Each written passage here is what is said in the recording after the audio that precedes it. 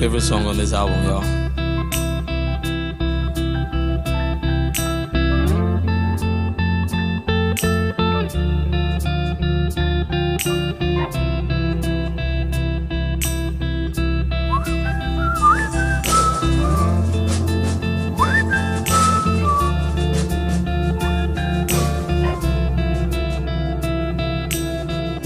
It's no secret in our world, people like to talk the things they know and the ones they don't. They will spread lies and rumors just to be known. So why are you wasting your time like this, hearing those things that break your heart? Give no attention, give no thoughts, 'cause people talk, but they'll never help you walk. So whenever they speak, look up and you will see a broken pencil and a sheet, and tell them, say, I'm writing names of talkatives. Yeah. All of this noise you're making on me, teacher will get you when he comes.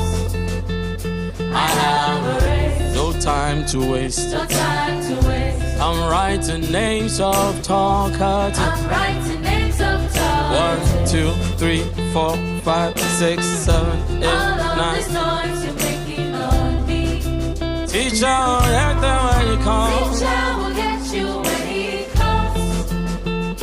I have a race, No time to waste. no time to waste.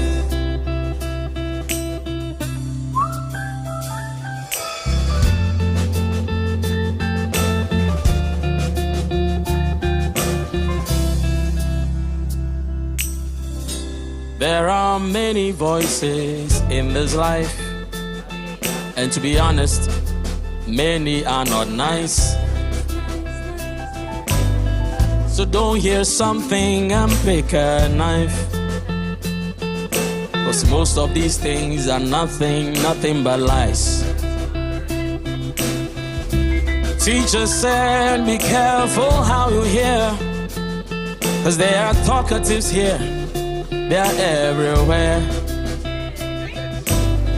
So silence the voices in your head and give no attention to your fears. I'm writing names of Talkatives. da da da da da da da da da. All of this noise you're making on me,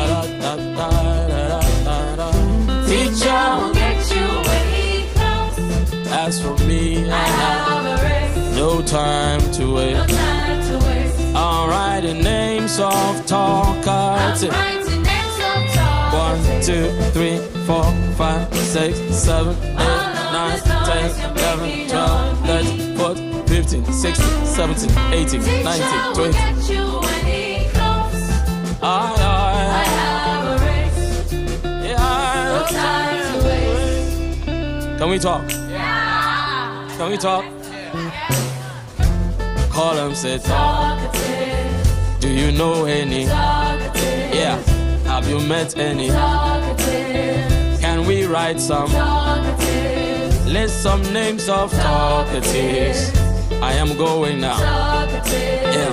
Some friends are, talkative, some family members, talkative, some landlords are. talkative, I said your exes are. talkative, Your exes are. talkative, Have you known any? talkative, Move away far from talkative, opinions are. talkative, Bloggers, talkative, social media, talkative, old friends, talkative, some doctors report are. talkative, Some symptoms are. talkative, Addictions are. talkative, Move away far from talkative, people's opinions are. talkative, You are too fast. talkative, You are too slow.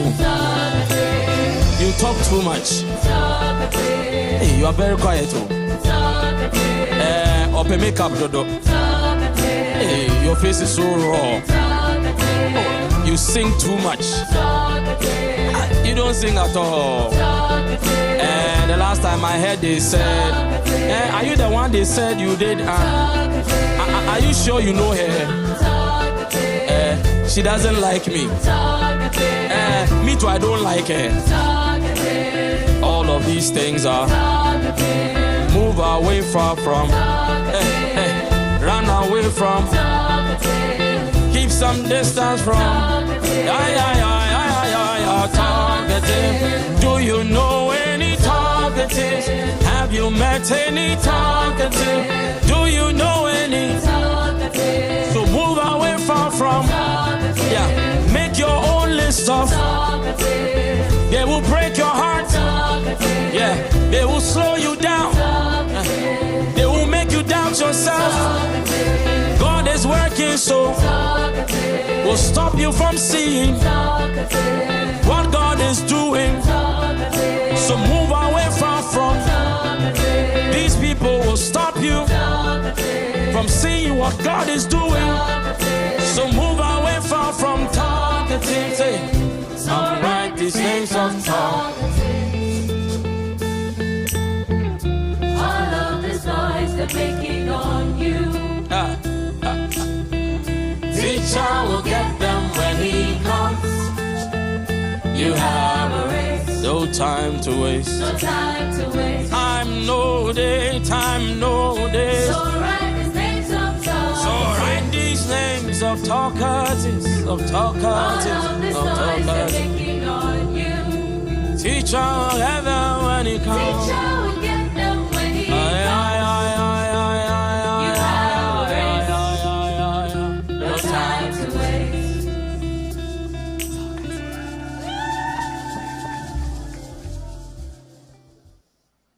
Wow, such a powerful song by Pastor Bohan. A very good evening to you wherever you are. This is Gospel City. We are live on Faith Broadcasters Network. We are live on Facebook. We are live on YouTube. And my name is Achiaa-Favoured. I'm a pastor at Holy Hill Chapel, Georgia. It's an Assemblies of God church. And I want to take this opportunity, first of all, to invite you to church too. So if you're in the Georgia area, do come fellowship with us as well. All right. So today we have a very important topic and that we're going to discuss. And the topic is ministry and parenting. And it's something that is so personal for me, not because I'm a parent. I'm not a parent yet, but I know that one day I'm going to get there. And so I'm here today to learn from those who have gone on ahead of me, ahead in that area, those who are doing ministry and also parenting as well too. We're going to learn about how it's like being, a pastor or being a minister and raising children, the challenges, the blessing, and how they're able to even do it and how to do it even the godly way as well too.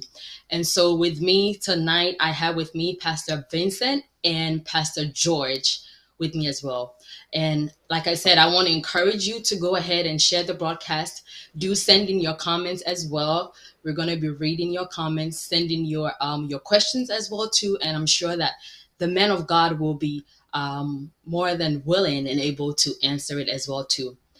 Share this on your social media platforms, and you can tune in on Facebook or on YouTube. All right, so I'm not going to waste any more time. Let me go ahead and introduce my guests, Pastor Vincent and Pastor George. You are very much welcome, men of God. Thank you for having me. Us. Thank you, Lady P. Thank you I so appreciate much the for opportunity. Amen. Thank you. Thank you so much for honoring the invite to come and share with us biblical knowledge on ministry and parenting, and also even from your experience too as well.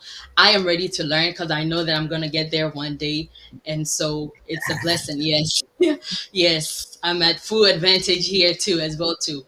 So I'm going to start.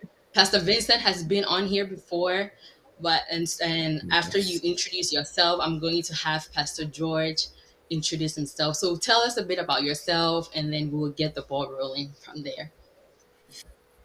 Okay. So, as a lady pastor said, I've been here. This is my second time, and I'm excited to be here.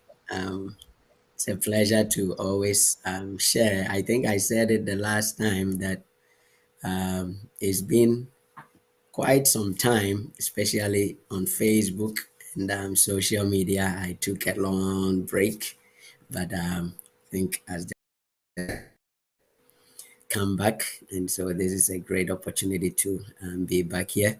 My name is Vincent Oppong.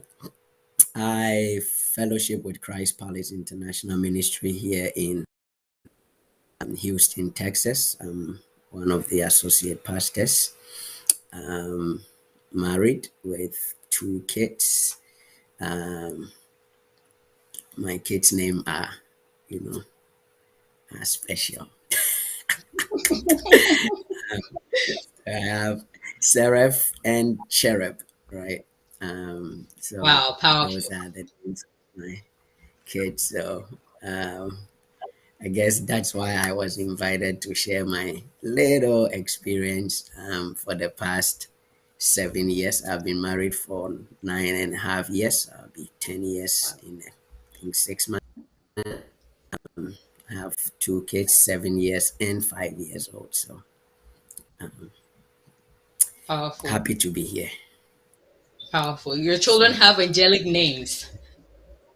That's very yep, unique. yeah, That's very, very unique. I love yeah. that. I decided to go that unique name. So That's powerful. amen. Thank Thank you. you. Thank you for sharing that with us as well. Pastor George, please, can you share with us a little bit about yourself, your family, ministry? Well, thank you for having me. It's the first time I was on my way to church, and I got a text from Pastor Kwame. Pastor Kwame and I, well, he was in church with us in New York, and he left and went to Virginia, and we've been doing things, here and there. He had a podcast that I've been on, and I've asked him to interview me. I've written 4 books. He interviewed me on two of them Oh, actually, one in the local church and one online. So he texted me and asked if I can deputize for him today. I said certainly. So that's how I got the invite. I know maybe after today I might get a direct invite from our host. But my name is George Acost, George Kwame Acost, actually. Born and bred in Sierra Leone. My dad was from Winneba, Ghana. So I intertwined there. And I've been an Assembly of God member since '87. Came to New York City in 1996. I joined Ebenezer Assembly of God Church, and I've been with them ever since, teaching Sunday school and ministering. One of the associate pastors there. I taught Sunday school. I had been teaching Sunday school all this time. 2010, I won the Best Teacher Award for the entire New York District Assemblies of God churches in New York. So we've been in the ministry. I am married. I have 4 children. Unlike my co-guest, I have 4 children, 30, and the last one is 17. So I see. wow. Wow. Wow. Amen. Wow. Thank you. Amen. Thank you for sharing that with us. I love that. I love that. So we can get, we can get how it is raising kids with Pastor Vincent, raising kids, from the young stage and then all the way up to Pastor George's children, that age range of 30. So I'm very much excited about that. And I'm glad to have you here, men of God, to um, share your experience and share some biblical knowledge with us too on ministry and parenting. So we're going to go right into our first question for the day.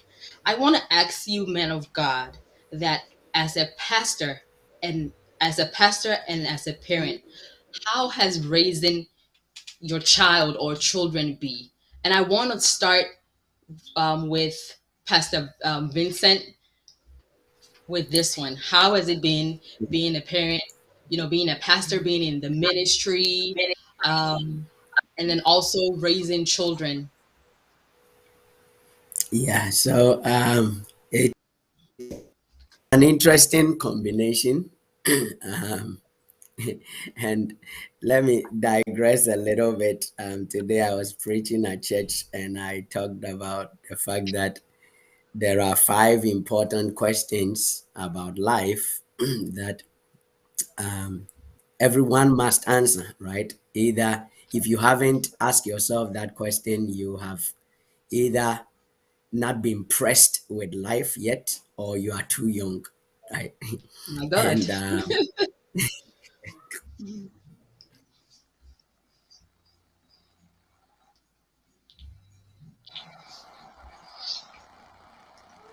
Oh, looks like Pastor Vincent It's frozen. froze. Yeah. Yes, I think it's. Oh, nice. You're back. Fantastic. oh, I'm back. Okay. So did you hear the five questions or no? No, Nope. please, can you repeat it for us? We missed Okay. you So on the that. first, the okay. So the five questions are: Who am I? What am I? Why am I here? What do I do? Where do I go from here? Right? Who am I? What do I do? Where do I Hmm. come from? Where do I go from here? Right? So these are the questions that I believe that everybody is supposed to ask. And I brought that in to make the point that teach our kids some of these basic questions of life, right? Because we go to school and we get trained to become a doctor, a nurse, and all of those things. And we succeed because we have things, right? But these are very fundamental questions that nobody teaches us. It's unfortunate that even our parents who are raising us up have not thought about these questions. Some of them know, but probably they don't even spend time to tell us and to teach us, right? Questions because we all come into time without any choice of our own. You did not choose the country, the family, the parents, the city, none of those things. You did not choose any of them. You came into time, and yet the one who brought you into time says that there is an assignment for you to be able to accomplish in order to be able to make it and to spend eternity with him. And yet, the very fundamental questions that will help us to be able to navigate through life, to be able to succeed and be able to get back to, nobody teaches us, right? So I believe that as a parent and as a pastor, for me, Vincent, I believe this is some fundamental things that I am looking forward to teach my kids. But for now, um, they tell me that daddy is always praying or working. So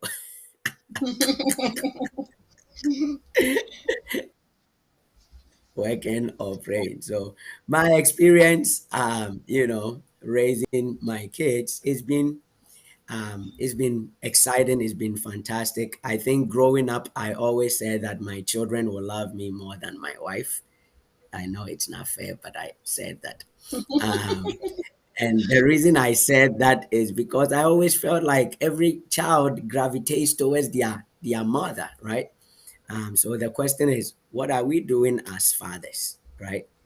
That to go to their mothers more, and thank God I won that battle every time Oh my my God. kids are. He said I want that bottle. So I have a girl and a boy, but still both of them, usually they say, oh, the boys like their mom, the girls, but for me, both of them is all daddy. Even their mom will be there, grandma will be there. They will still skip them and come to daddy's office and say, "Daddy, I'm hungry. I need." Wow, So, that's a special bond. so that's been my um, experience so far. I will let Pastor George come in on there. Thank you for sharing that, Yes, ma'am. Pastor George. How has it been like raising, or how was it raising your four children all the way up to I the know. age that they are right 13. now? Yeah. And you did mention that And you've been in ministry since 1987. Yes. wow. That's a long time. And then also, I want I to know. guess that probably raising kids back in the day as a minister was might somehow be a bit different right now. The dynamics might be different. Not probably not biblically because the word of God is the same.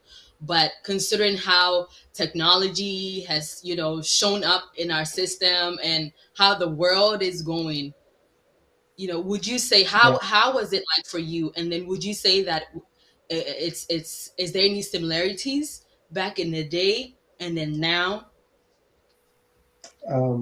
Well, I didn't. My first child was in the 90s. Then the second one was in 2000.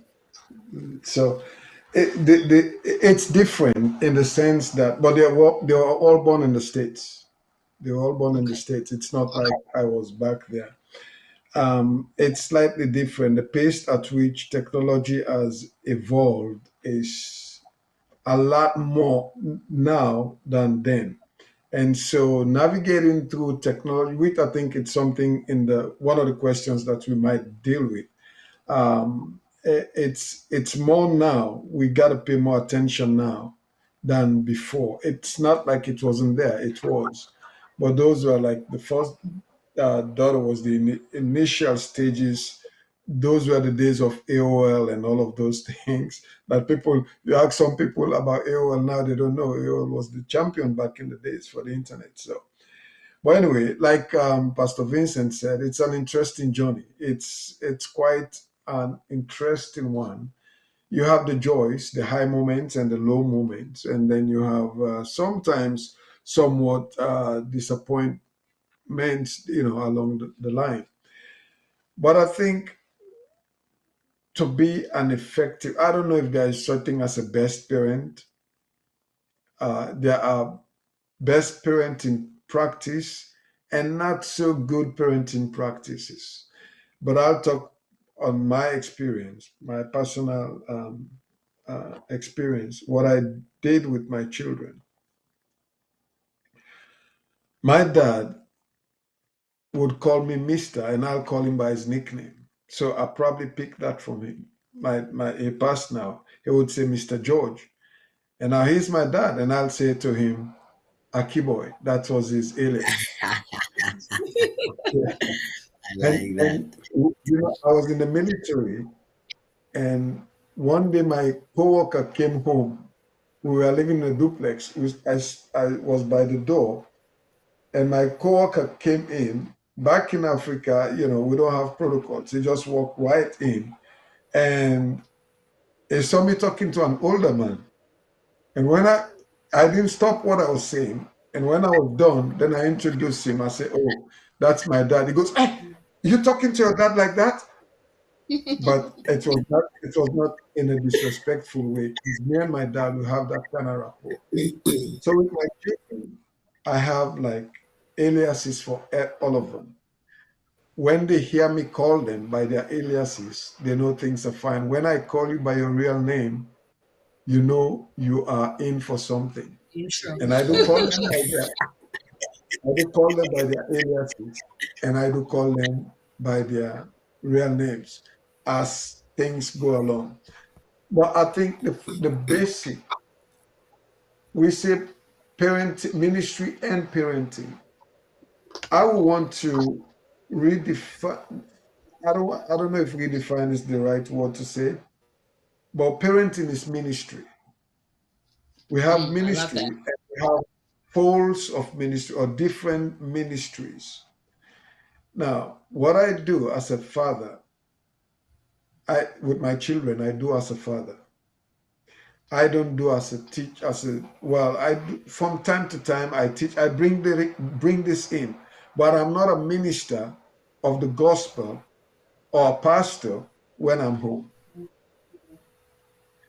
because in some of in the churches, pastors are on pedestals. Believe it or not, that is why we.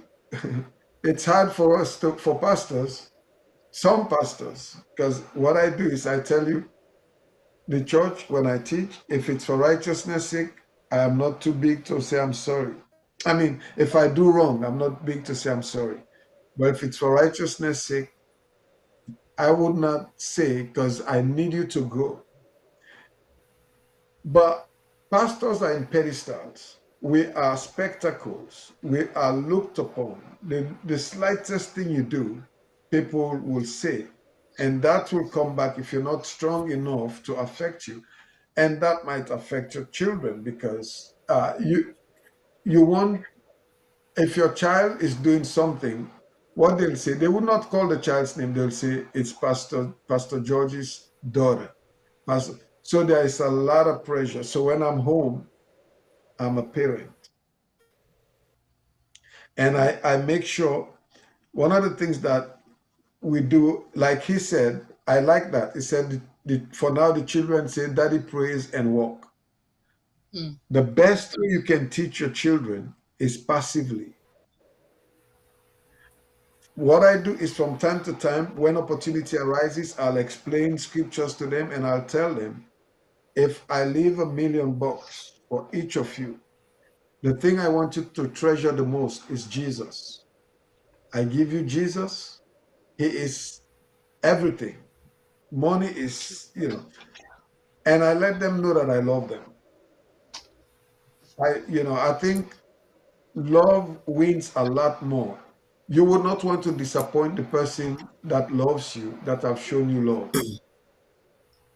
I think most of the time when what we do as parents is we back a lot of times, and the children get used to the backing. They pretend they're hearing you, they're not.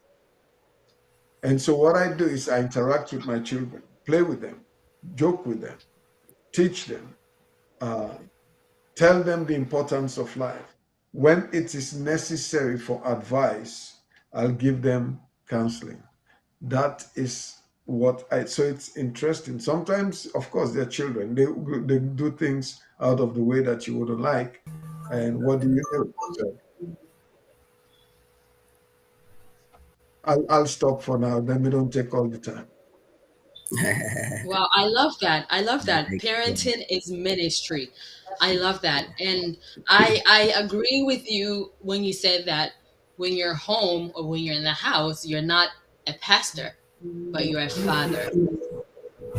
And that's something that I've always told myself too, because being, a woman in ministry myself, one of the things that I have at the back of my mind is that I may be a pastor, but in my home, in the near future, in my uh, marital home, I'm going to be a wife and a mother, and not necessarily a pastor. And I think it's very, very important because it will help the kids relate with you um, better, if for lack of a better term. Yeah, it has a role to play in it, so that they wouldn't see you as, oh, daddy or mommy is a pastor, in church, and then when we come back to here too, it's like I'm relating to my dad and mom as, oh, pastor this or pastor that. But to be able to say that my dad is a pastor or my mom is a pastor, but it's my mom, this is my mother, this is my father, and to have that relationship, it's very, very, very important. It's very, very Yeah. important. Yeah. My next question that I have and I want to ask is that, um, being in ministry, Pastor Vincent, I'm going to start with you on this one. I know that as a pastor, you do go to church with your children on Sundays, midweek service, and any other service that the church might be holding. I want to find out, has there ever been a time where your kids say that, Daddy, I don't think I want to go to church today with you? If yes, how did you handle it?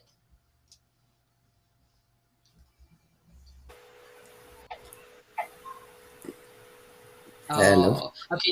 Let Yeah, me ask. I think you froze a yeah, bit there, so yeah, yeah. I didn't catch it. Yeah, you didn't catch it. All right. Let me. yeah, Yes, I was saying that being a pastor, um, I know that you go to church with your children, your yeah. boy and your girl. You do go to church with them. Has there ever been a point where any of the kids said, "Daddy, today I don't want to go to church today"? Has there ever been a time like that?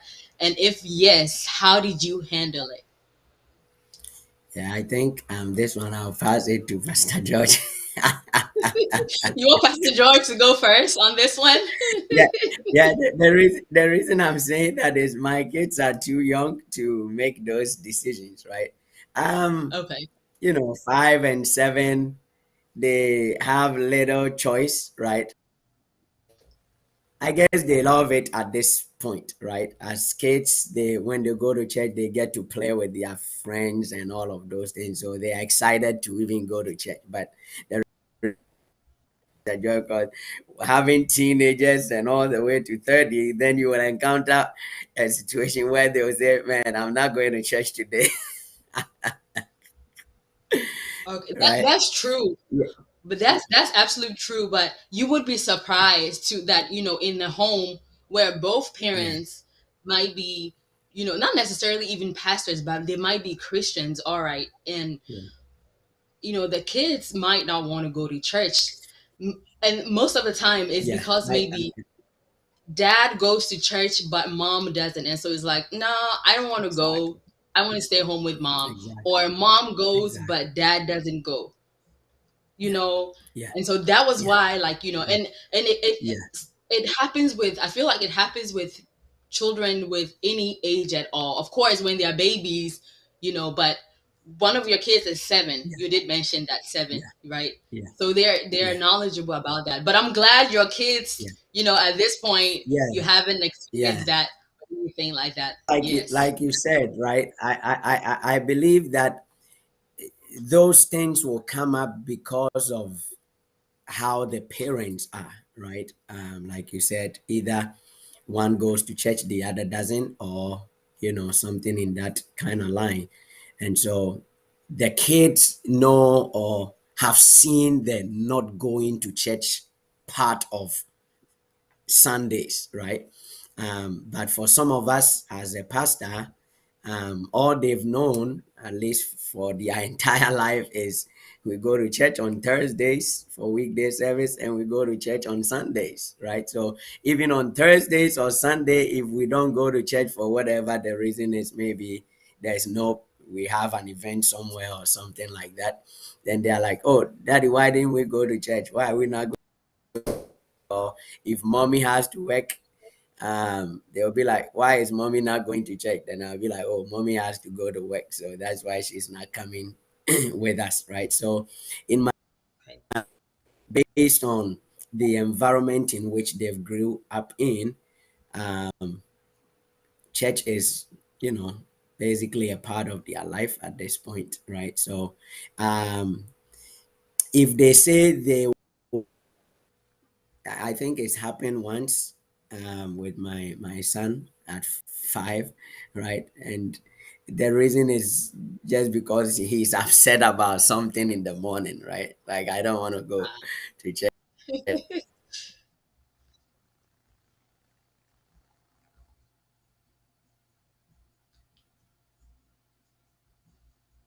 I think he froze. I think Pastor Vincent froze again. Yeah, I think he At does. all. All right, Pastor George. In Oh, my case, looks like yeah, he's back. yeah. In my case, I haven't. Yeah, You haven't experienced that. Okay. The line is trying to mess up, but we move in the name of I know. Jesus. Yeah, Amen. Amen. amen. Amen. Well, Pastor George, I, it, I want to come to you. mhm. Sorry. Go ahead. Okay. I want to come to you with that because you have older kids, older children. Um, let's when you were raising your kids, or let me ask it this way. Pastor Vincent did mention that, it's usually with the teenagers when they start to become, a bit more independent, who sometimes maybe say that I'm not going to church with you and stuff. When our children gets to that age, or when a child gets to that age, or when, if a parent has a child who is around that age, the teenage years, where they don't want to go to church, with your experience, what would you say is the best way to handle it? Well, um, personally, I had not had an such encounter. Thank God. Not because I'm super or smart or anything. I think Proverbs lay it out all for us. 22:6, train up a child. Like that's why I said I piggyback on his statement that for now they know daddy walks and go to church. That is their life. Like he said, church is part of their life. Sunday they're looking forward to go to church. And one of the things that I do is I try to be as transparent as I can with my kids. They don't know every nitty gritty. Things that I know they should not, it's not, it don't help or spoil anything.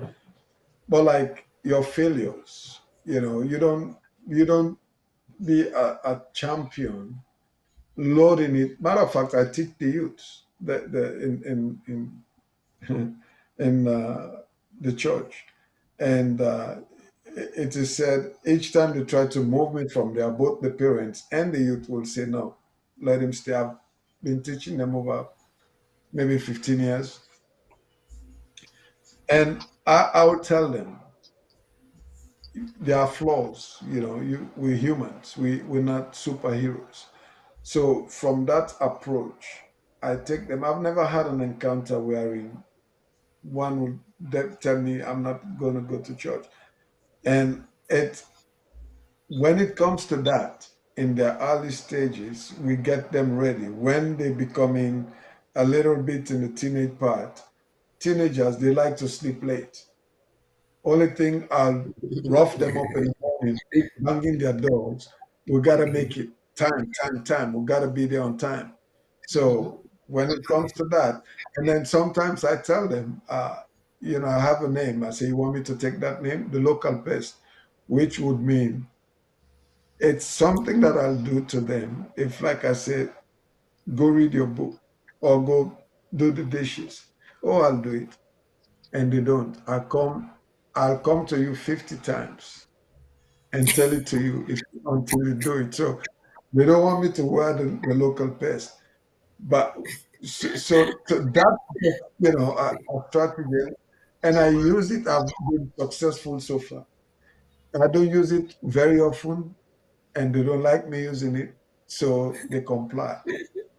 But again, coming to answer that, I will just give a theoretical or what do you call it? What's the other word for hypothesis or something like that? Yeah. Hypothesis. Yeah, I mean, like a scenario. I'll just create a scenario. Okay. Say the child tell the dad or the mom, I don't want to go. Rightfully, like he said, maybe one of them is slacking. All right. The children they pick up. Like I said, I take the youth and I asked them if their parents had sat them down to lie. When I want to tell them that we adapt sin. Sin is a nature that we adapt. When you're born into the world, wherever you're born into, that culture you pick up. Nobody teaches you. And so Okay. when we're born into this world, we're born into the sinful world. Nobody teaches us to lie. So I was asking them that, trying to drive my point through. And then one say, oh, our parents are the ones teaching us to lie. Because because they see you doing something and then you denying it because of XYZ. Mm-hmm. So they copy, they see those things, and That's they see it as being hypocritical. And if somebody starts seeing you like that, the for lack of better terms, the respect in that area diminishes. So that's true. if you tell me, yeah, if you Some tell me to go to church when you engage in doing this and that, and you denying it, what use is it to me? Like I said, that's why I try to be transparent. Tell them, listen, I'm human. Sometimes I'll do things that I'm not supposed to do. I don't like plan on doing them, but sometimes in the nick of time, I tell them. So they know. And I think that is one of the things, not only as parents, maybe as ministers, we let the congregation know that we ourselves were not what you might think. We are this upright people that would never touch sin, would never sin, and that will put a burden on them. So I think if the parents if we can come to like that, sensing the example, it's not like you slack and say, because I've heard people say, oh, we're humans. We're humans with intellect. We're humans with reasoning power. We are humans. God had given us, they say, all that pertain to life and godliness has been given to us. It's up to you and me. So you balance how you teach them. Don't teach them, oh, because we are humans, we'll sin. No. He said, if you confess your sin, is faithful and just to cleanse you from all unrighteousness, just breaking it short. So if you are cleansed from all unrighteousness, it means you can walk righteously. So you balance that, but give them room to see that you're doing your level best to follow the Lord. And I don't make it burdensome. Somebody, again, like before I close, one of the youth asked my oldest daughter, does it force you to read the Bible? She said, no, I don't. I let them know it is important to read. And I let them. Because if you force them, that's me. I'm not saying you should take what I'm doing. If you force them, they will do it because you're there. Will it make them better? No, they're doing it because you're there. Give them room, reason for them to know. When they pick this book up themselves, you've won it all. So that's how I've been doing. Yeah. very On lovely. that, let Very me lovely. let me add something real quick. Sure. So yeah, I 1,000%, agree with what Pastor George said. I think it's the examples, right? Making it very real. I say this, in so one day my daughter asked me, asked me a question. Do women pray? Mm. Wow. Yeah. I think I got you. You get it, Is right? it for them? Exactly. I I think do. I got Yeah, you too. I think I got you too on there. yeah, Yeah. yeah, right. Wow. So it's the example, right? So I talked to my wife and my mom, and I was like, you see, you have to let the little girl see, right? Don't just, excuse me to say, not just show forth. We are just all in the same house, right? Let them see that you engage in that aspect too, because to her it looks like it's only men who are supposed to do that um, work, right? And so Mm. I think one thing Pastor George said again, it's like it's not the backing, right? I don't back. I have already told you their years or their age. When you come and you see me talking to them, it's like I'm talking to some grown-ups, right? We reason together, I love right? that. We Hmm. I don't talk down at them. Nope, I don't do that. Um, so one day I was upset, and my daughter, um, after some time, I kind of raised my voice a little bit, and so I called her to my office and I said, I'm sorry for, raising my voice at you. And she's like, no, Daddy, I understand. I get it. I know I was being naughty. That's why. And whenever something goes wrong, I know you always let us talk. And I was amazed that she gets that I talk to her, right? And so that day she gets that, okay, she was probably a bit too much. That's why I raised my voice, right? So I just wanted to add that to it, that sometimes we just want to, we feel like we are grown ups, right? Especially from our African culture. And so a kid is a kid is a kid, right? But then we forget that no, they are not. They are human beings. They are gods, just like we are, right? The nature of God is in them. And so they get it. Maybe some of the stuff, like Mr. George was saying again, you think they don't understand it, or maybe even at their age, you might think they are too young to get it. But as time goes on, you see that they will start replicating the things that you've been talking about and engaging them in. So it's the spending time and showing them that love, right? I think as parents too, sometimes we feel like it's all about that, but it's the playing. I think the reason why I've won that my battle is because I play with them a lot. Like this evening after church, whilst I was eating, my daughter cares like, "Oh, Daddy, when you finish eating, can we go and jump in the trampoline?" I said, "My goodness, after I finish eating, when I'm full, then you want us to go jump? Let's go jump now." But it's hot outside, anyways, right? So it's that spending time with them makes them even listen to you more because they know you love them, and so whatever you are telling them is out of love. That's very true. What I am gleaning out of this for for myself is taking me back to the five questions that you mentioned at the beginning when we started, Okay. and everything that God says in his word is it's true, it's evidence. When you read Proverbs 22, where the Bible says, train up a child the way that they should go, so that when they grow up, they will not depart from it. The training, to me, this is the understanding that I'm getting from it, or the revelation, is that the training is a seed that is put into the children. So, and the training involves our actions too as well. And that's where what Pastor George mentioned, said, comes in. So there's that part where you're training them that, hey, know who you are. This is who you are in Christ. You're a Christian. You're bought with the blood of Christ. And then all that.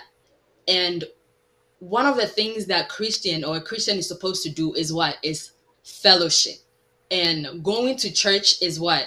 Is one of the fellowship. And so when a child going back to, the five questions that she said, when a child knows who they are, having fellowship or being in fellowship in the church should not be a problem to them, or they shouldn't question it at all, because I know who I am, and I know the reason why I should go to church, not just only when I was a kid, but even now as a teenager too as well. And then of course the second thing too that you mentioned too is that my parents are not only telling me, but they're also backing it with their actions. And children really watch. They watch more than I would say they even listen to us. What they see parents do, it ministers a lot to them.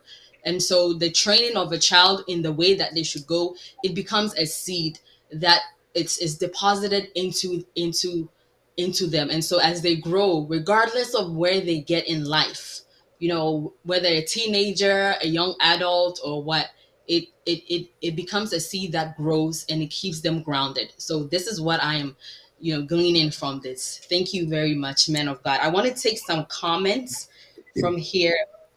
Lady Ursula says, going to church is not a question for discussion. Laughing out loud. Yeah, not in our house. It's not. And then She also said church service is not optional in our home. It's not, so it's a must. It's something that yes, her kids are actually have to go. All right, so I'm going to take our next question, and we live in an era where the internet has become a huge part of our lives, and I want to ask, how do parents guide their children in the use of the internet? Because on this same internet you will find things that are good or biblical, and then you find things too that are not godly. So as parents, how should we guide our children in the use of the internet, so that as we are teaching them in the way that they should go, there wouldn't be any chance of they also drifting off because of social media or because of the internet? I want to start with Pastor George on that. Thank you.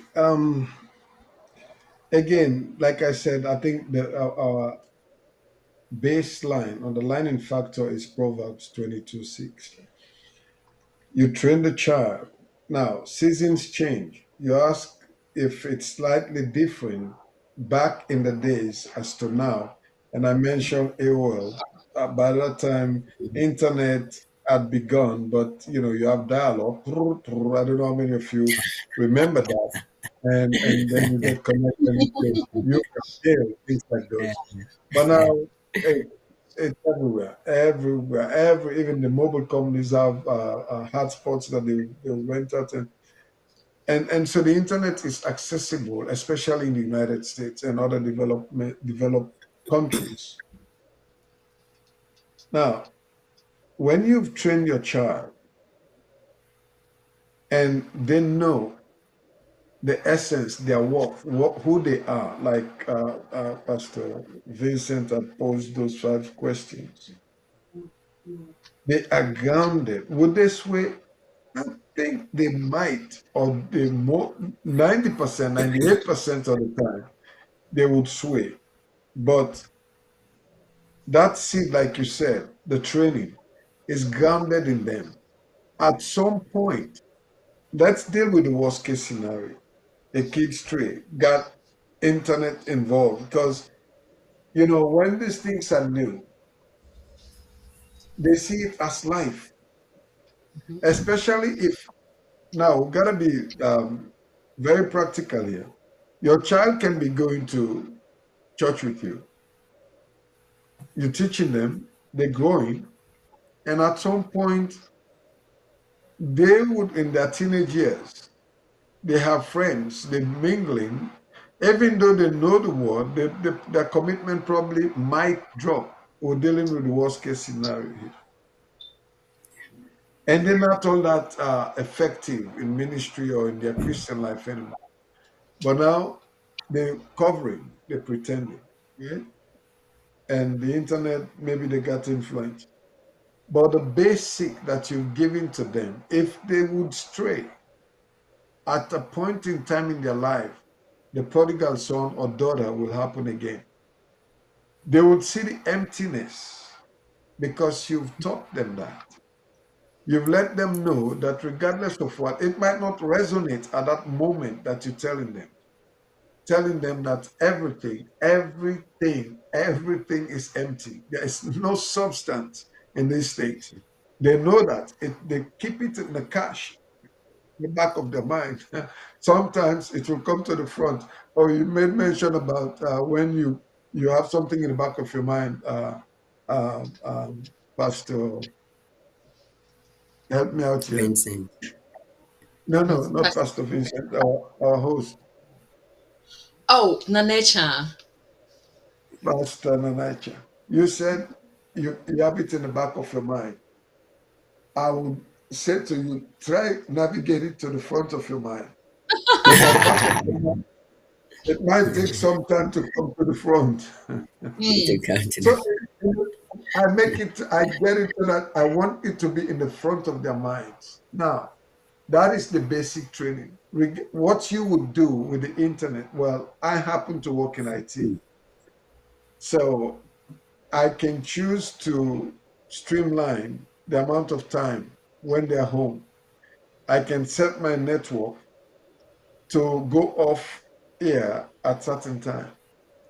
I have access to their phones. I don't take it and look at it or question them, but I let them know I can look at their phones and check with what they do, know who their friends are. It's not, again, you have to have the kind of rapport because when they are in that zone, a little, sometimes even big rebellion, it can be a rebellious thing for you to go. Now you paying the rent, you're feeding them, you're paying their phone bill. You want to look at their phone, they tell you, no, it's my phone. Well, I'm paying the bill. I think there are boundaries, and these things must be discussed. I see open dialogue as the best way, maybe not for everybody, but for me. Because I tell you the pros and cons. Again, I'm not expecting it to hit the point, but the reason I tell you is for it to be there. There's always going to be that presence. So at the time when it's needed, you have a resource to tap into. So that is what I'll do. And for parents that are not technologically sound, the first step is to know. You might not know the nitty-gritties of it, but know the basics.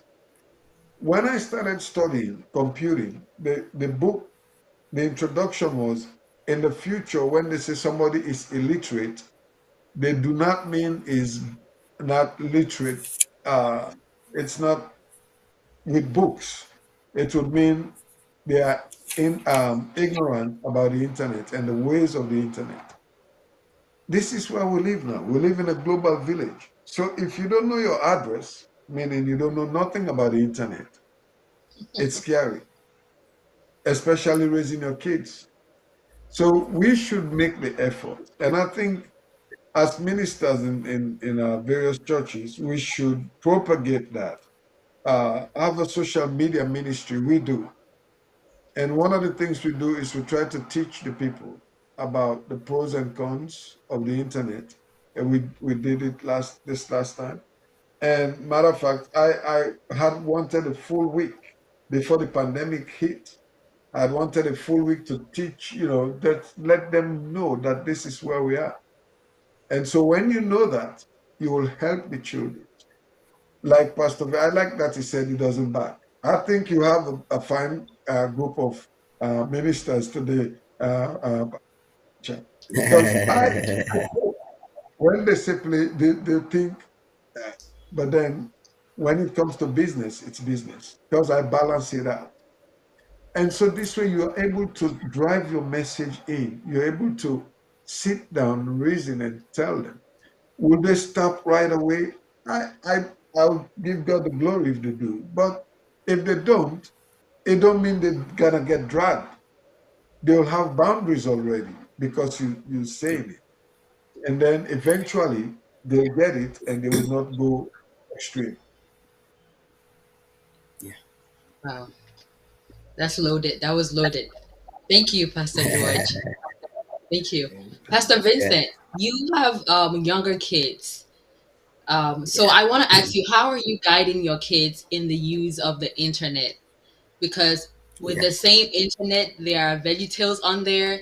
The same internet you can find the story of Elijah, the story of Moses on there. There are like godly and biblical stuff that they can learn from as well. But that same internet too, now you have like shows that is supposed to even be PG-13, but they're doing stuff that it's not appropriate on there. And so with that, how are you guiding your younger ones in that area? I have already seized their tablets. Very sweet.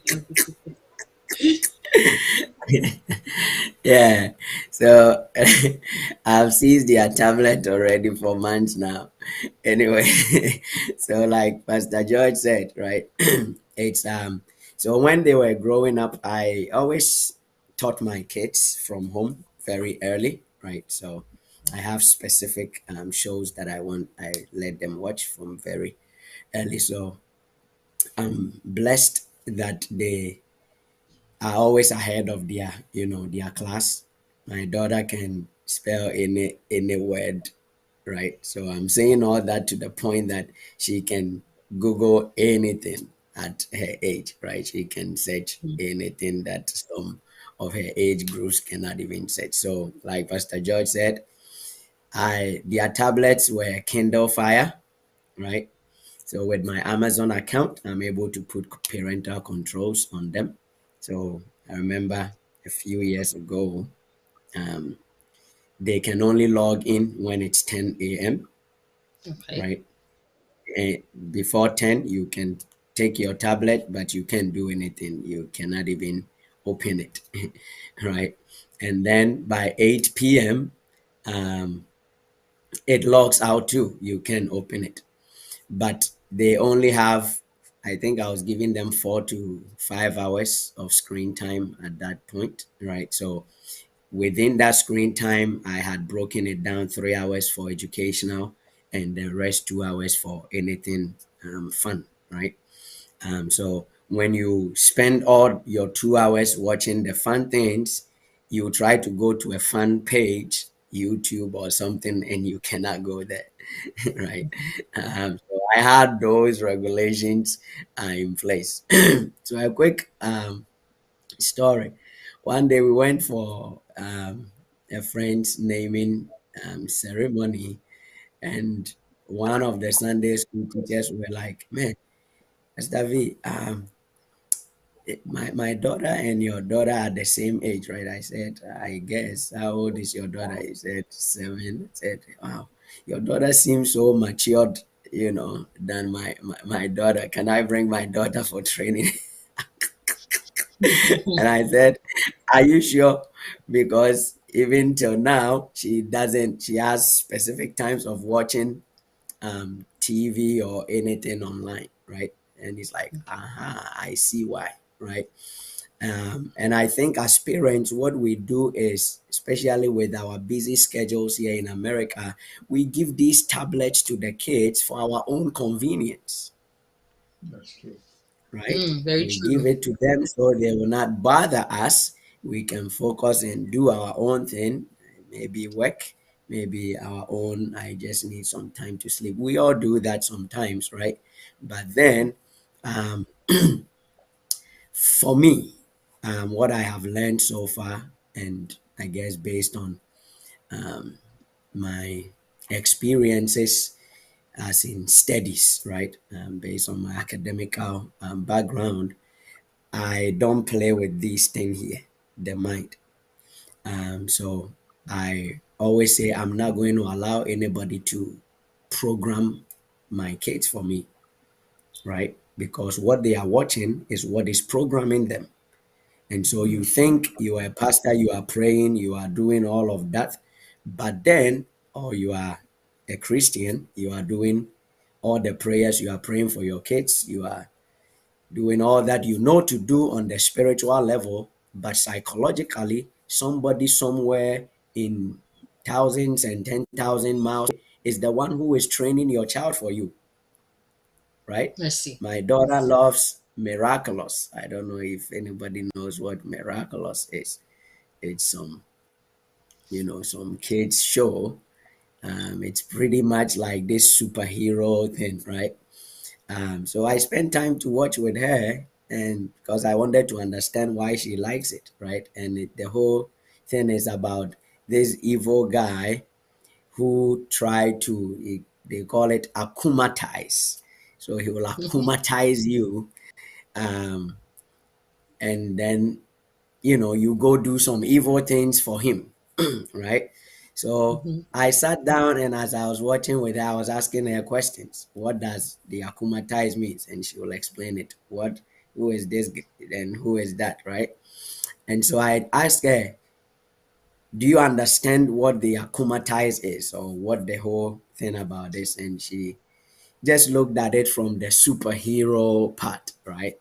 So I try to explain it that this bad guy, he is actually a good guy, um, but he turns into this bad, and he uses people. How he uses people is when you are upset, Hmm.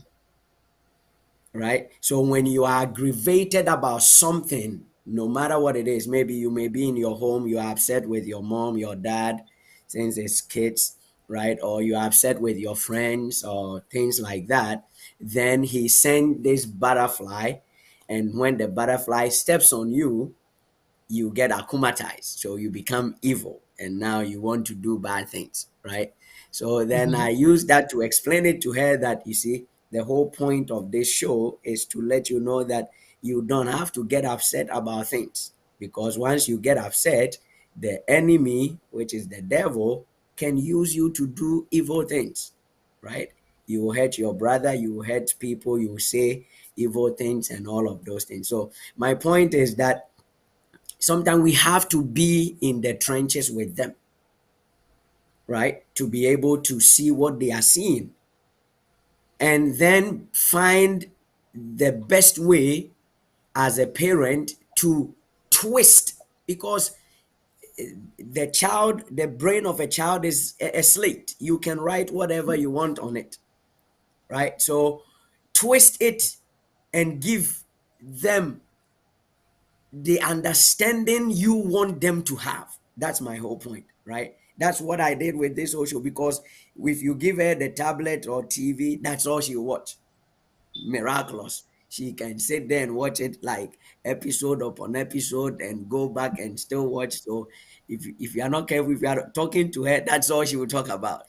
And that, did you know, Adrian is now what it is, those kind of things. So I had to go in there and say, like, man, what is this miraculous that you are so soaked up with, right? So getting there, understanding it, and bringing my own interpretation, which is in line with what is going on, right? But trying to give her a different perspective to think about whenever she is watching that, right? It's a very, I believe, it's a very important aspect of it. So, in summary, dealing with this whole internet and our kids, we don't, again, let's be very honest, right? Sometimes it's because of the freedom that we want for our own self, we let them watch, right? Mhm. Um, but then we have to also come to the place of, like Pastor George said, understanding some basic computing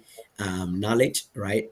And be Mm-hmm. able to guide them. For me, it's parental control, right? I use it on all their stuff, right? On the TV, I have the remote in my office. If you want to watch, you got to come and ask for it, right? Again, because I know my kids, especially my daughter, she would watch that all day, right? All day. And so I have to be able to monitor the screen time and guide her in the best way possible, so that somebody somewhere will not be training my child for me. When they are old, you will think you did a great job, but what you missed was that somebody else was at the back end creating the way your child will be for you. Hmm. Wow. Thank you. Thank you, man of God. I'm going to take some comments out here. Dr. Harrison says we let the iPads occupy and teach the kids instead of spending time with them. Yep, Yeah. that's exactly what you also said, Pastor Vincent. And Lady Ursula said, I learned something from that kid's show. Hmm, interesting. That's very, very interesting. So I And guess her kids also watch it, right? yes, I'm guessing so too. Yes. She Yeah, says he used people's emotions as a weapon to exactly. Yep. use you to destroy your Yes. offenders. Wow. Yep. Wow. Yeah. Interesting. I like that. I like that. Yeah. Yeah. Awesome. So our final question here is in regards to corporal punishment. Now, I want to know, does corporal punishment play any good part in shaping the character of a child? If yes, how so?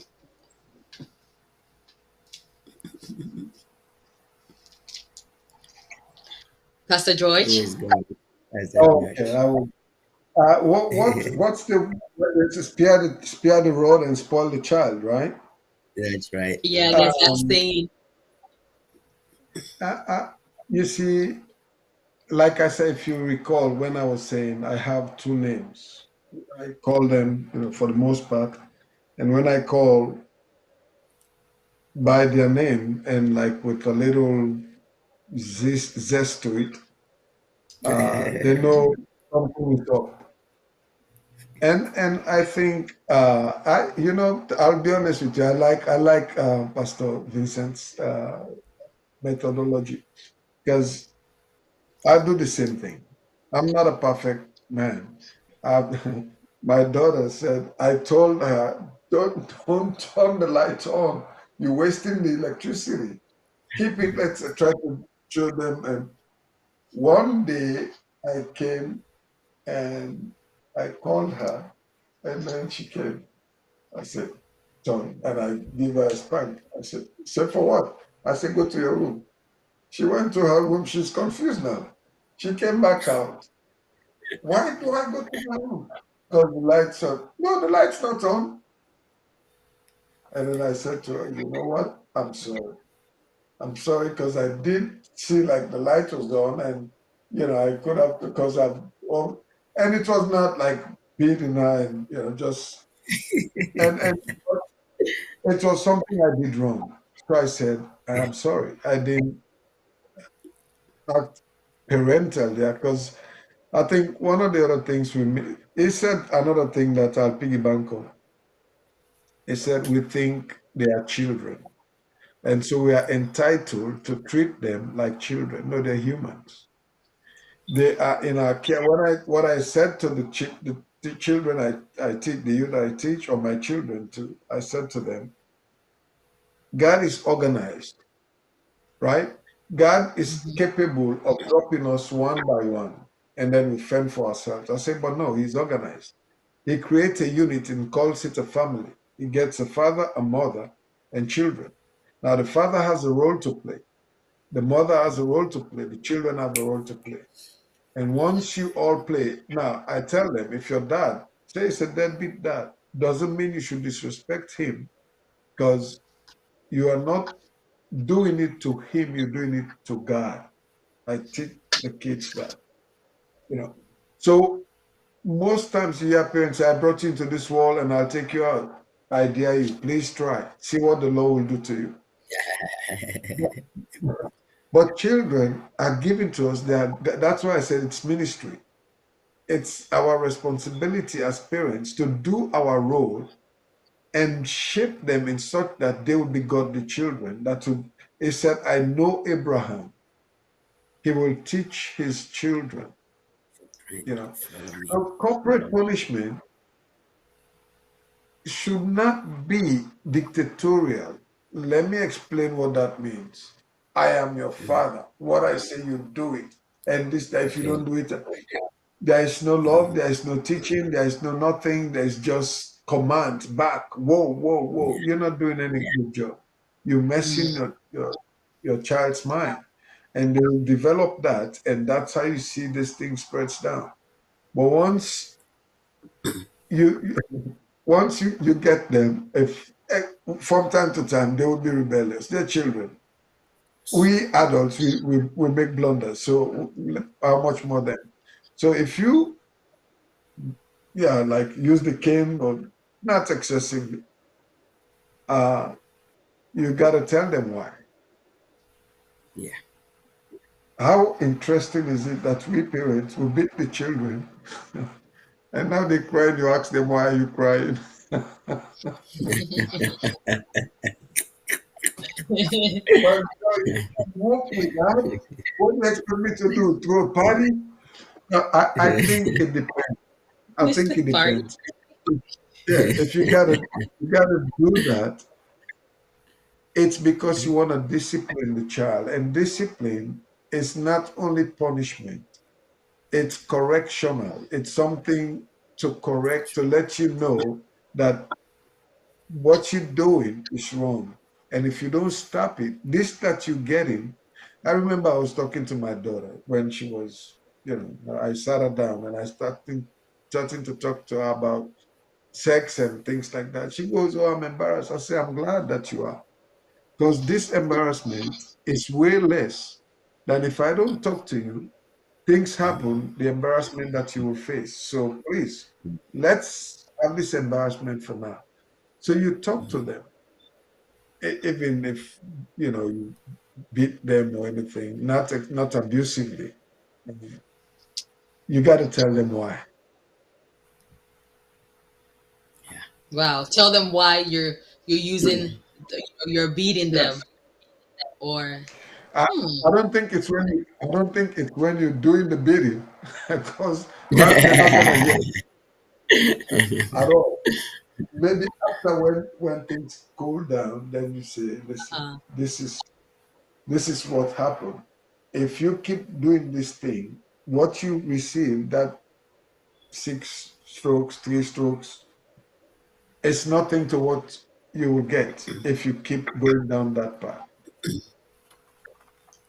Wow.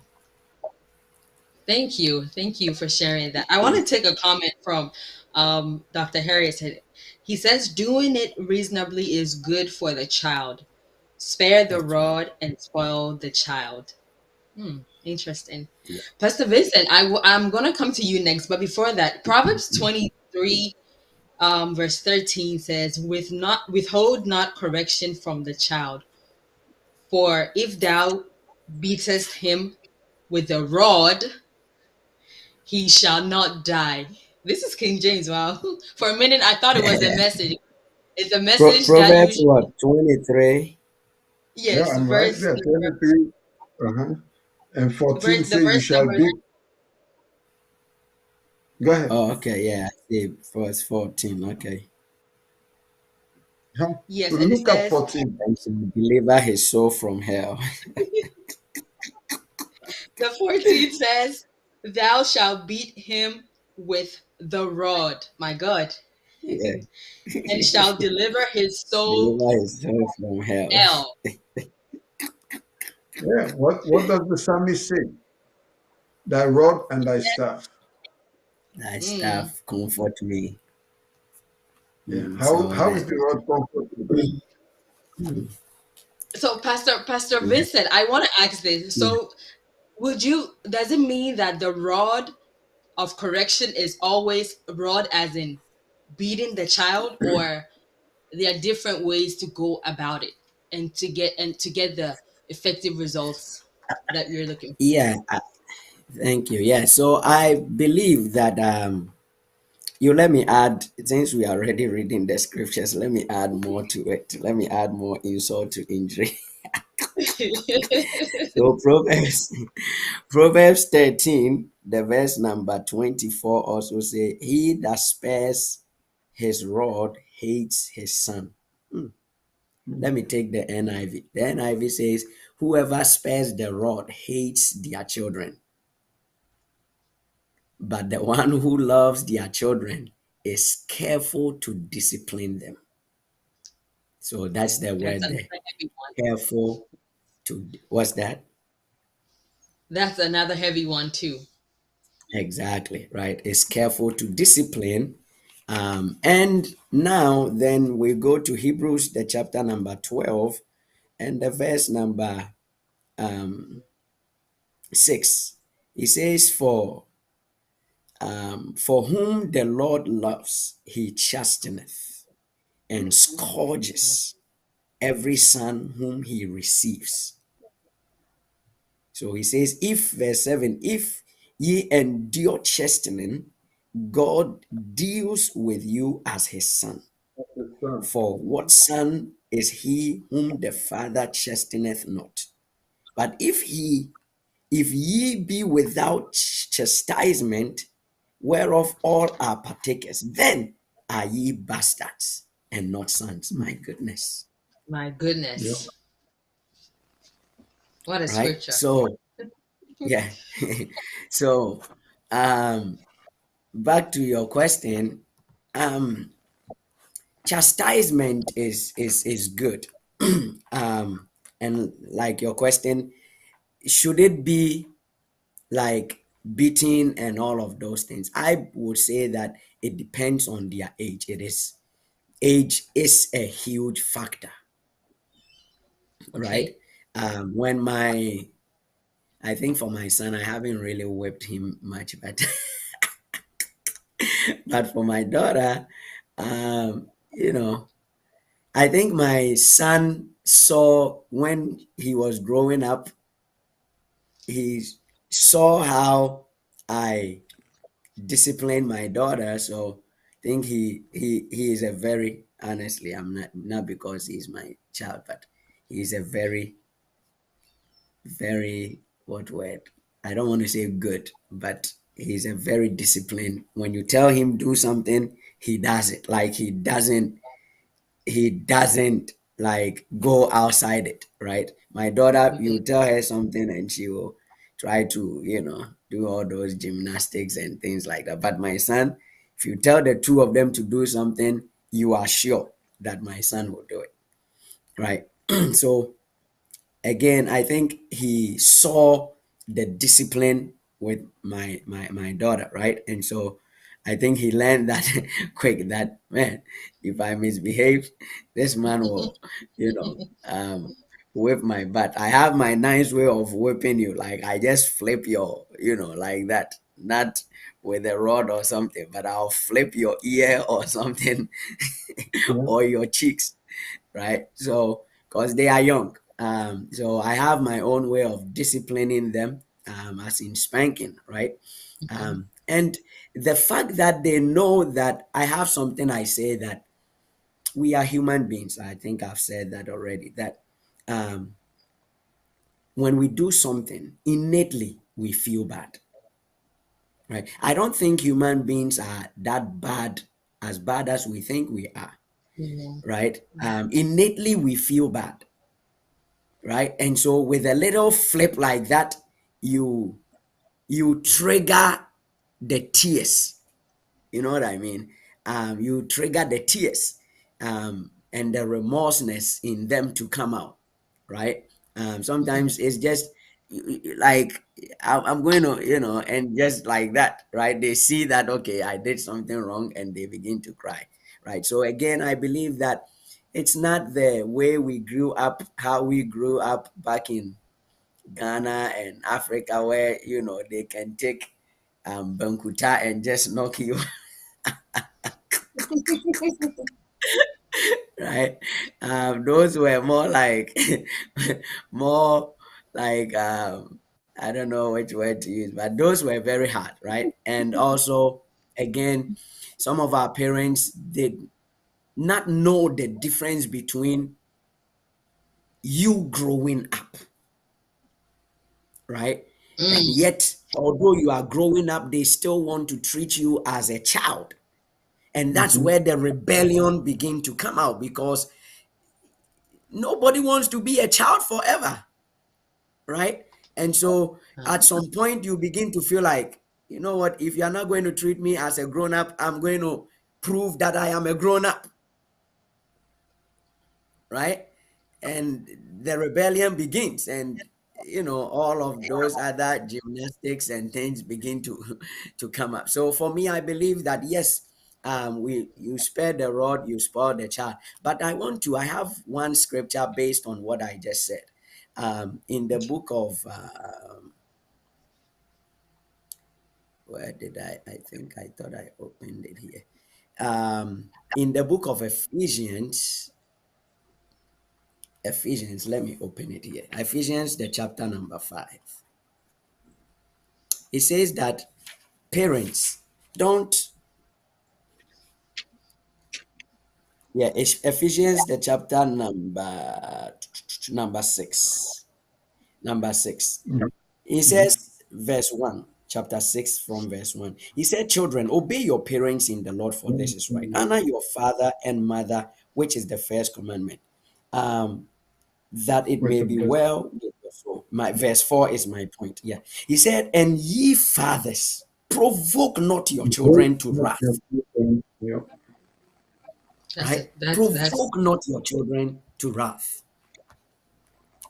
right? So, as a parent, we have to understand the dynamics of, and for me, again, the foundation for me is that if you see your children as human beings, made in that image and likeness of God, just like you are, you will treat them with all that respect, right? You treat them with that respect. And besides that, you build them up to the point where they grow up and they will, one, respect themselves, and two, demand respect from other people. Sometimes as parents, we look down on our kids so much that when they grow up, they feel intimidated, they feel they don't see any wealth in themselves. No wonder they are timid, and they allow, especially as the women, right? They allow other men to look down on them and trample on them left, right, center, and everywhere, right? Because even as parents, you did not put any value on them. They were just your children, right? mm, Again, even though they were growing up, you did not treat them as old, um, as adults, right? So please, I guess that will be my last final words to that. Please, let's treat our children as human beings. And I know I'm using that word intentional, right? You might say that, of course, I know my children are human beings, but the way you treat them tells otherwise, right? The words you use at your children, and you wonder why when they grow up, they are struggling to become something. You have cursed them with your lips all their life growing up. You say so many harsh words to them that they feel so emotionally broken, right? That they don't see any wealth in themselves. Please, they are human beings. They just did not choose to come into your house. God chose you and did you a favor. You were in a prayer camp crying out to God for God to give you a child, right? God did you a favor and gave you a human being. How honorable can that be? Gave you a human being to take care of and to raise up. Somebody made in the image of God so that that person can become that express image of God. It is an honor for me. And I take that with all respect to be able to raise them up, for them to know that they are special and they mean the world, not to me, but to God. Amen. amen. Very powerful. That was a lot. That was a lot. Thank you for um, sharing that side too with us too as well, because I believe it's all part of the parenting process. It's all part of it, and not just parenting, but godly parenting process. So thank you for that. I'm gonna take a comment from Dr. Harrison. He says, Western wokeness is ruining the lives of our children. There were a few times I was whipped while growing up, and I believe I turned out well. Yeah, Wow. yeah. So It's good. the whipping, we are not saying we shouldn't. I whip my. I just told you guys, right? I whip my kids, right? But it's a whipping of love, right? I'm the Yeah, one that that's whips true. them the most. I'm the one that plays with them the most. I'm the one that they love the most. I'm the one That's they true. Yeah. listen to the most. Right? If everybody says and they don't listen and they say when daddy comes, why? Because I believe that at the core of their mind, what they are thinking about is not that they are afraid of daddy. It's because they will miss out on daddy's love. That's true. That's the best. That's the best route. I think I said it earlier. I said you would not want to disappoint somebody that had shown you love, Who loves you? that had That's shown right. you care. So Yeah. a piggyback backing on what he said. He said, "Parents, that scripture I use it a lot myself. Do not provoke your children to wrath." There is one thing with us, parents and humans as at large. until you get to that point when you realize that. And then you start, that doesn't mean you would eliminate that. You'll start thinking more before you act that out. And that is the entitlement that we all Mm, carry with us. Parents think they are entitled to demand everything from the children, so you disrespect your child. I remember, I'll bring this in as an example. This man is not even married to the lady. They know at my work, you go to my desk, you see Bibles and everything. They know I'm. And so he came to me, oh, is there not a place in the Bible where it says the woman should respect the man? I say, yeah. I said, but do you see the verse before that? He said, no. I said, okay, read it. Respect each other, you know. We pick So and choose which it one we want, right? and just want the woman to submit it. So we have that entitlement. And Pastor Vincent said, talk to your child so that when he or she goes out, they will demand respect. I would change that a little bit. If I'm demanding respect, my understanding is I'm asking for it. No, I say command. You command respect Exactly. in the sense That's mm, right. that the way you carry right. yourself, people will Exactly. respect you. And Exactly. Very that true. is like what that you say to them. One preacher preached in the church some years ago. He said this lady came up to him after he had preached. He said, Pastor, am I pretty? Well, that will take any Mm. pastor aback. Why I wouldn't know. a lady come to me Why do and I ask tell you you are pretty or not? your mind will start racing? So, but he said, yes, you are. Why? He said, my dad told me I look like a man all my life. Wow. Imagine that. Yeah. Now, I do Facebook Live. Right now, it's coming close to my time. Most of my introduction is words are powerful. Words are what make the world go round. My dad never knew my mother. They met, somebody say something, a family is derived. God spoke the world into being.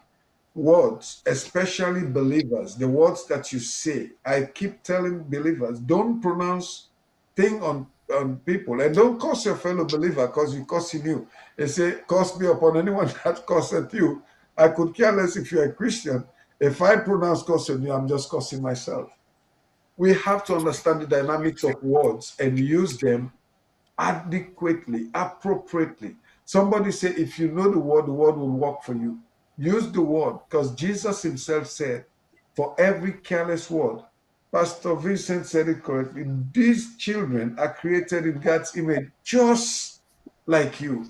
So, what makes you think you're entitled to, to treat them anyhow and not to raise them right?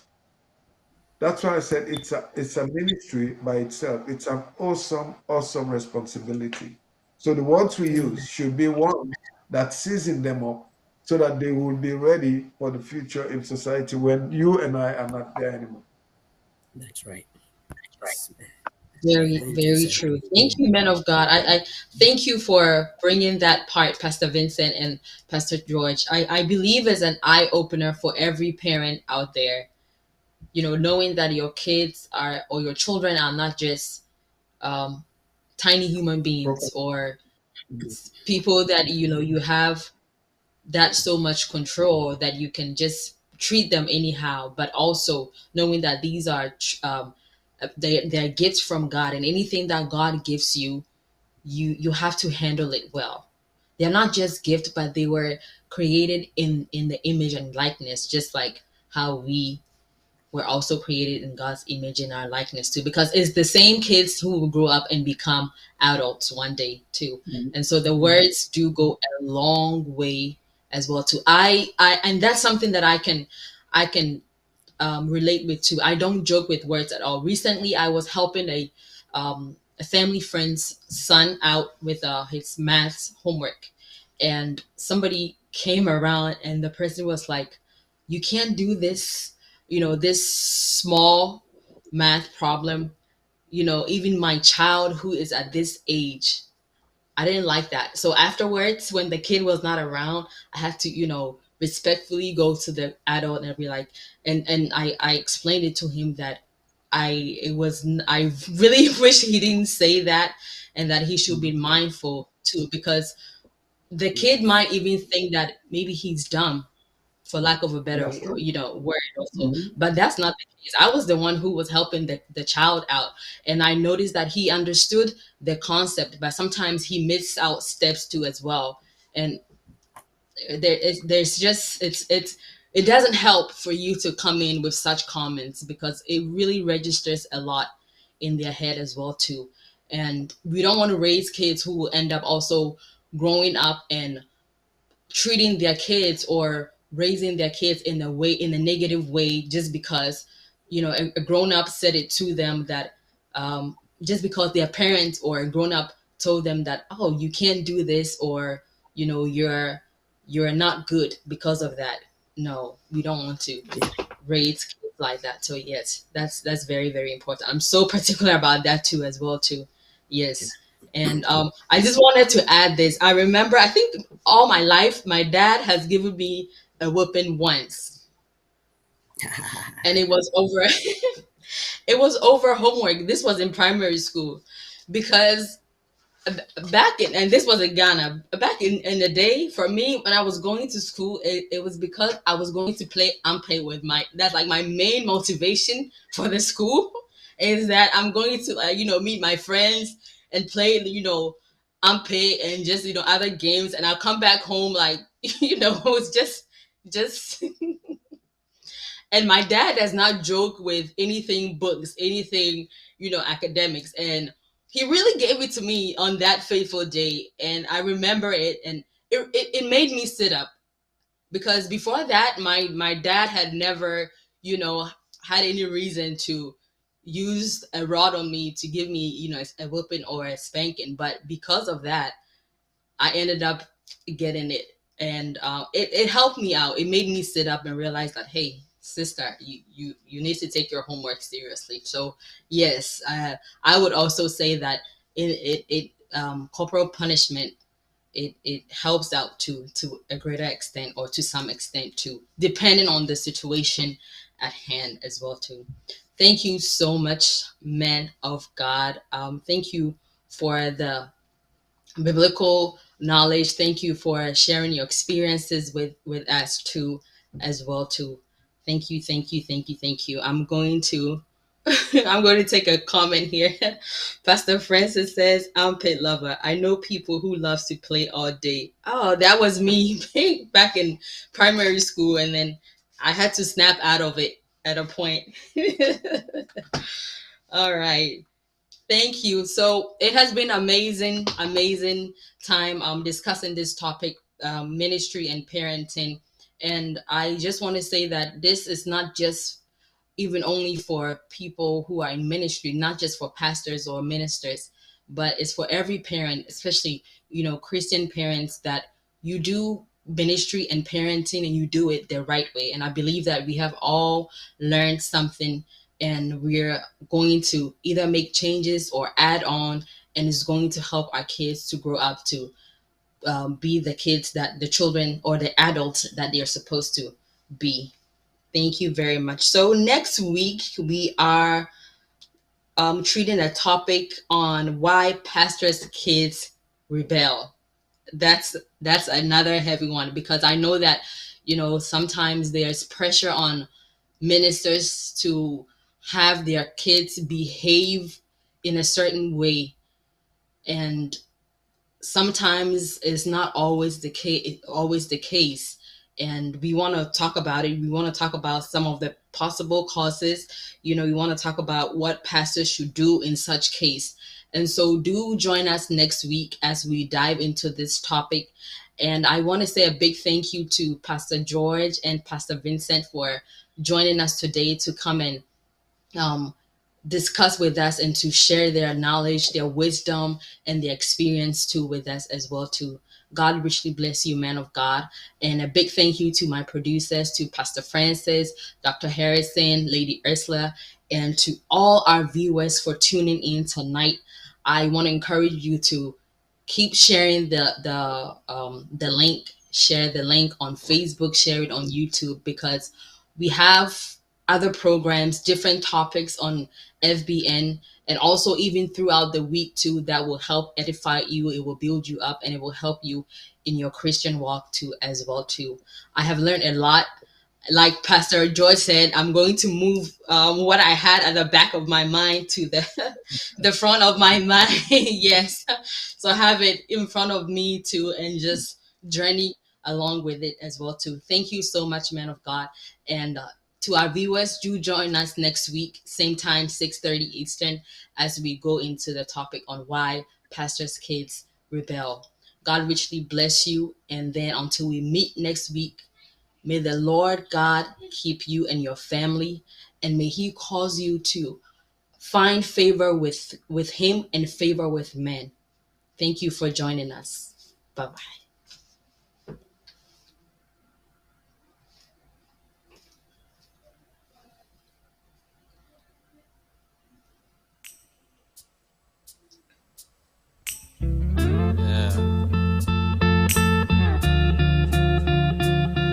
It's like my favorite song on this album, y'all.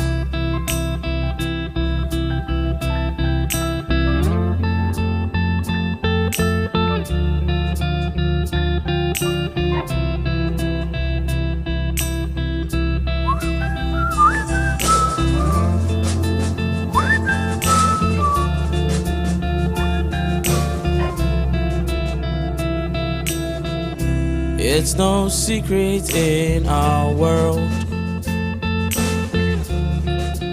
people like to talk the things they know and the ones they don't. They will spread lies and rumors just to be known. So why are you wasting your time like this, hearing those things that break your heart? Give no attention, give no thoughts, 'cause people talk, but they'll never help you walk. So whenever they speak, look up and you will see a broken pencil and a sheet, and tell them, say, I'm writing names of talkatives. Yeah. All of this noise you're making on me. Teacher will get you when he comes. I have a race, No time to waste. no time to waste. I'm writing names of talkatives. I'm writing names of talk. 1, 2, 3, 4, 5, 6, 7, 8, All of 9. this noise you're making on me. Teacher, get them when he comes. Teacher will get you when he comes. I have a race, No time to waste. no time to waste.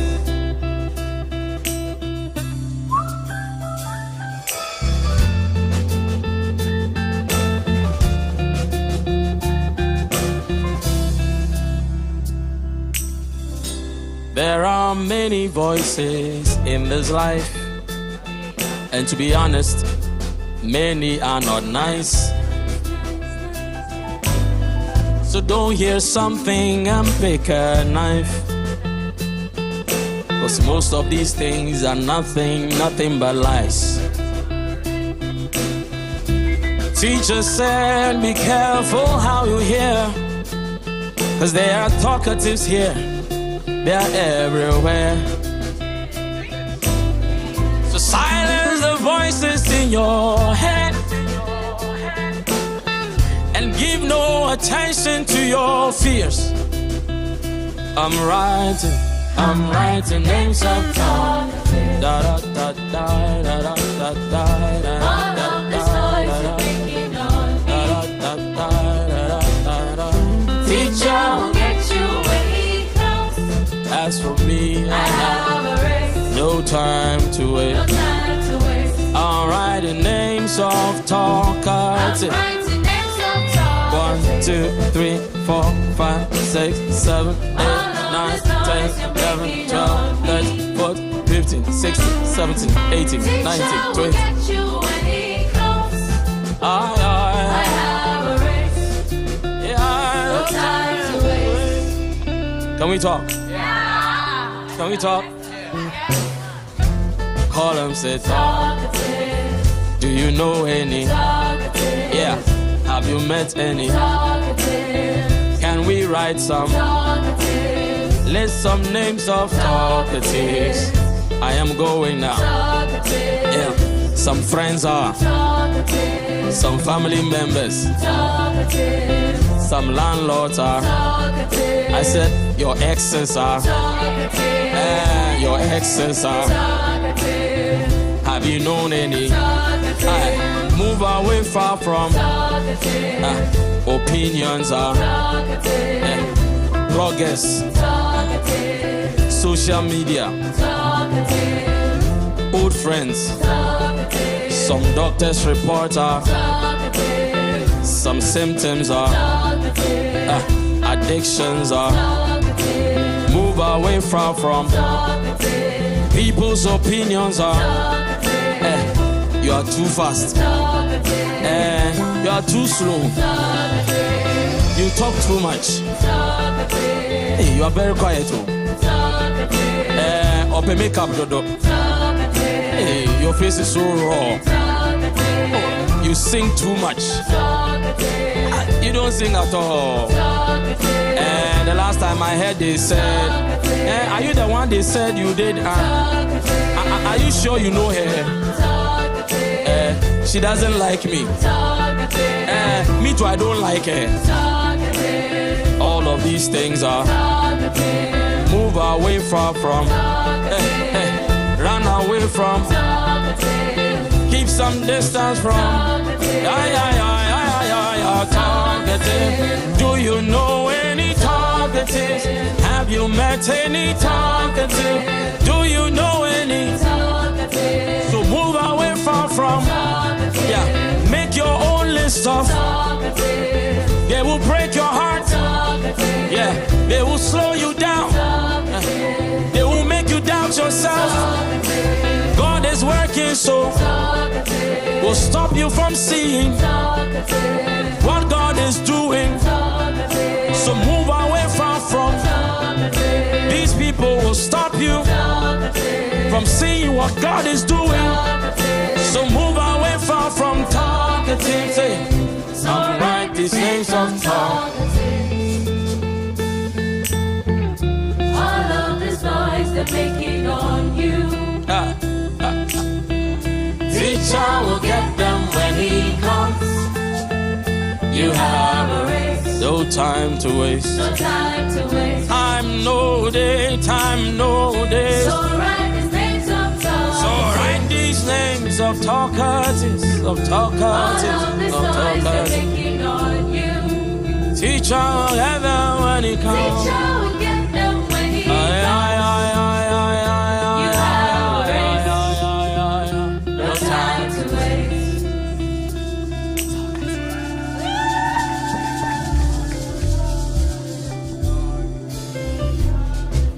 Talkative. Talkative. Talkative. Aye, aye, Talkative. aye. Talkative. You dance too much.